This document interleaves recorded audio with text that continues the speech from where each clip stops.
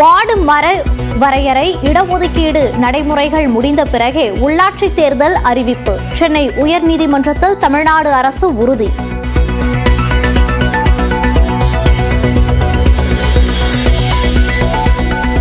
முதலமைச்சர் மு க ஸ்டாலின் தலைமையில் இன்று கூடுகிறது திமுக செயற்குழு கூட்டம். அமித்ஷாவிற்கு கண்டனம் உட்பட 10 தீர்மானங்களை நிறைவேற்ற திட்டம். டங்ஸ்டன் விவகாரத்தில் தாம் திருப்பி கேள்வி கேட்டும் நேரடி பதில் வரவில்லை. முதலமைச்சரின் விமர்சனத்திற்கு எதிர்க்கட்சித் தலைவர் எடப்பாடி பழனிசாமி விளக்கம். செறிவூட்டப்பட்ட அரிசிக்கான ஜிஎஸ்டி 18% 5 விழுக்காடாக குறைப்பு. மிளகு, உலர் திராட்சைகளை விற்பனை செய்யும் விவசாயிகளுக்கு வரி விலக்கு. புற்றுநோய்க்கு சிகிச்சை அளிக்கும் ஜீன் தெரபிக்கு முற்றிலும் வரி விலக்கு. பழைய கார் விற்பனை மற்றும் பாப்கார்னுக்கு ஜிஎஸ்டி அதிகரிப்பு. தஞ்சாவூர், புதுக்கோட்டை மாவட்டங்களில் பரவலாக மழை.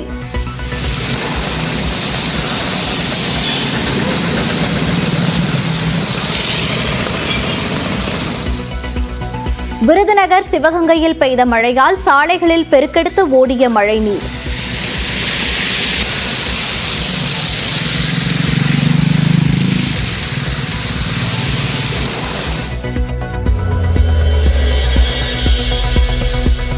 கோடநாடு கொலை கொள்ளை வழக்கில் செல்போன் உரையாடல்களை சேகரிக்க சுமார் 3 கோடி ஆகும். சேலம் நீதிமன்றத்தில் BSNL நிறுவனம் மனு தாக்கல். சென்னை பள்ளிக்கரணையில் மதுபோதையில் அதிவேகமாக பைக்கை ஓட்டி வந்து தடுப்புச் சுவரில் மோதி விபத்து. ஒருவருக்கு தலை துண்டான நிலையில் உடன் வந்தவரும் உயிரிழப்பு. மதுரையில் மாணவிக்கு பாலியல் தொல்லை கொடுக்க முயன்றதாக உதவி ஜெயிலர் மீது தாக்குதல்.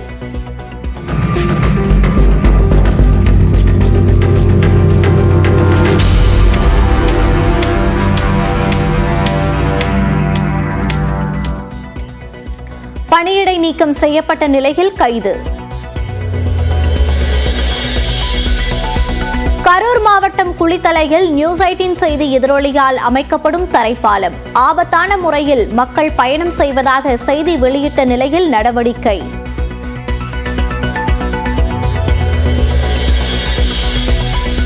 சென்னை, புதுச்சேரி, விழுப்புரம், தாம்பரம் மின்சார ரயில்களில் பெட்டிகள் குறைப்பு.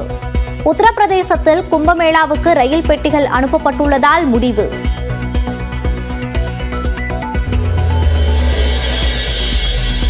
மண்டல பூஜையை முன்னிட்டு சபரிமலையில் ஆன்லைன் முன்பதிவு மற்றும் ஸ்பாட் புக்கிங் செய்ய கட்டுப்பாடு. டிசம்பர் 25 மற்றும் 26 ஆகிய 2 நாட்களில் ஸ்பாட் புக்கிங்கில் தலா 5000 பேருக்கு மட்டுமே அனுமதி. மகாராஷ்டிராவில் உள்துறை, சட்டம், நீதித்துறை ஆகியவற்றை தன்வயப்படுத்திய முதலமைச்சர் தேவேந்திர பட்னாவிஸ். துணை முதலமைச்சர்கள் அஜித் பவாருக்கு நிதித்துறையும் ஏக்நாத் ஷிண்டேவிற்கு பொதுப்பணித்துறையும் ஒதுக்கீடு. கிறிஸ்துமஸ் புத்தாண்டு முன்னிட்டு தாம்பரத்திலிருந்து கன்னியாகுமரிக்கு சிறப்பு ரயில்கள் இயக்கம். சென்னை சென்ட்ரலில் இருந்து ஈரோடு வழியாக கொச்சிவேலிக்கு சிறப்பு ரயில்கள் இயக்கப்படும் என்று தெற்கு ரயில்வே அறிவிப்பு. ஏமனில் ஹவுதி கிளர்ச்சியாளர்களை குறிவைத்து அமெரிக்கா வான்வழி தாக்குதல். இஸ்ரேல் மீது நடத்திய ட்ரோன் தாக்குதலுக்கு பதிலடி.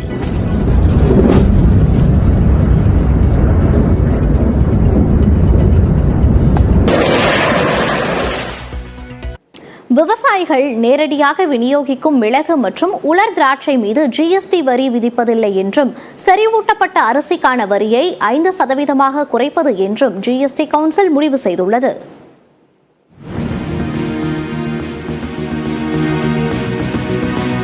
ராஜஸ்தான் மாநிலம் ஜெய்சால்மரில் அனைத்து மாநில அமைச்சர்கள் மற்றும் அதிகாரிகள் பங்கேற்புடன் சரக்கு மற்றும் சேவை வரிக்கான ஜிஎஸ்டி கவுன்சில் கூட்டம் மத்திய நிதியமைச்சர் நிர்மலா சீதாராமன் தலைமையில் நடைபெற்றது. ஏற்கனவே பேக்கிங் செய்யப்படாத பாப்கார்னுக்கு 5% வரியும், பேக்கிங் செய்யப்பட்டு லேபிளிடப்பட்ட பாப்கார்னுக்கு 12% வரியும் விதிக்கப்பட்டு வருகிறது. இந்த பின்னணியில் கேரமல் எனும் இனிப்பு சேர்க்கப்படும் பாப்கார்னுக்கு 18% வரி விதிக்க ஜிஎஸ்டி கவுன்சில் முடிவு செய்தது.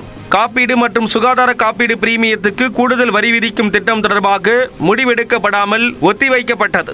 புற்றுநோயால் பாதிக்கப்பட்டவர்களின் மருத்துவ செலவு சுமையை குறைக்க ஜீன் தெரப்பியான மரபணு சிகிச்சை மீதான 12% வரியை முழுவதும் நீக்குவது என்றும் முடிவு செய்யப்பட்டது.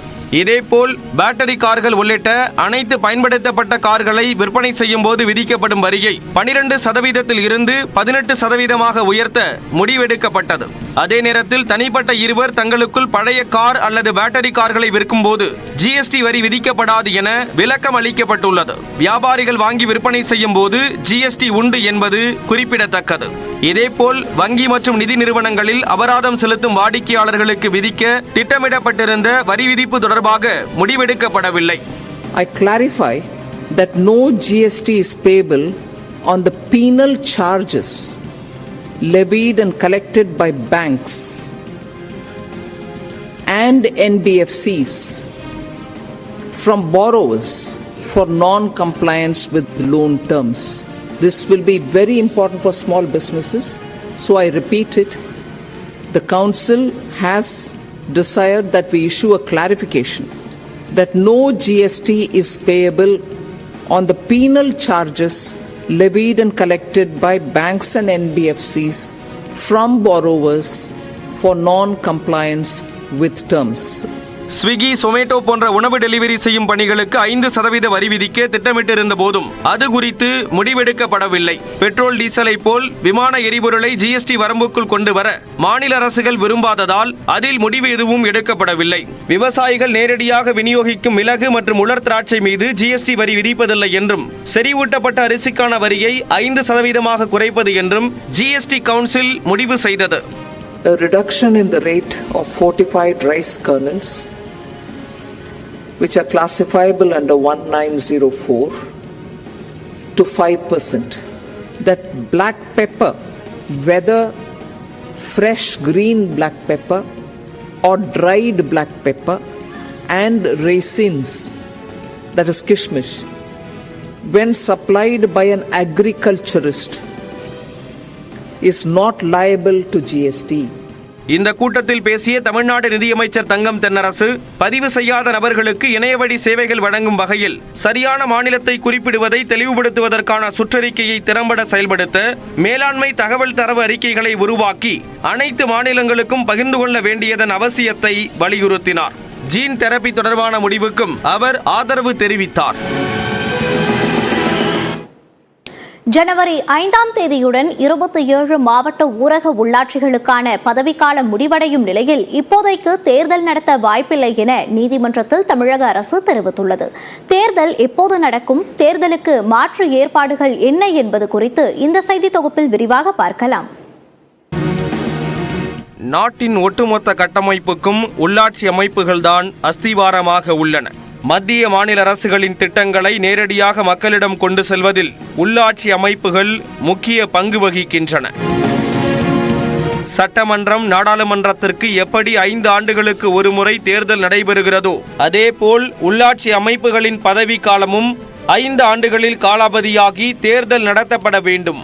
கடைசியாக 2011ஆம் ஆண்டு அனைத்து உள்ளாட்சி அமைப்புகளுக்கும் ஒரே நேரத்தில் தேர்தல் நடத்தப்பட்டது. அதன் பின் 2016ஆம் ஆண்டு தேர்தல் நடந்திருக்க வேண்டும். அப்பொழுது அதற்கான அறிவிப்பும் வெளியானது.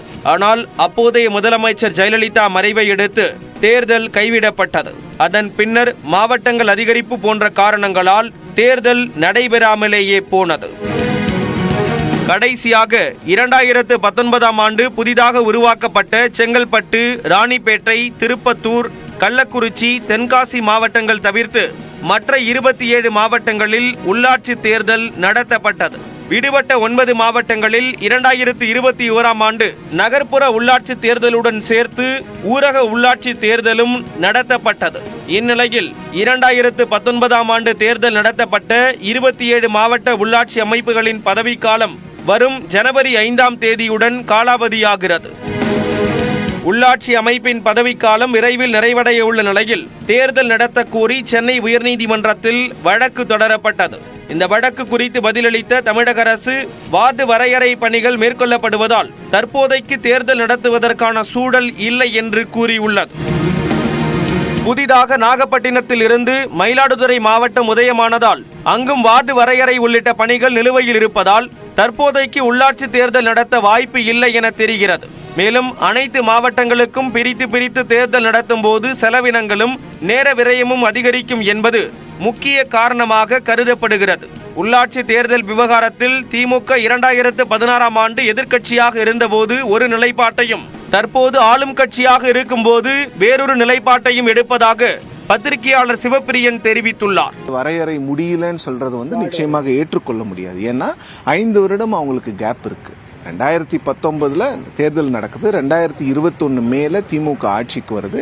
ஸோ இது வழக்கமான ப்ராசஸ் தான், ப்ரொசீஜர் தான். இதை நீங்க ஒரு வருஷத்துக்கு முன்னால ஜீவோ போட்டு இந்த ப்ரொசீஜரை நீங்க நடத்திருக்கலாம். இது என்னன்னா உள்ளாட்சி தேர்தலை நடத்த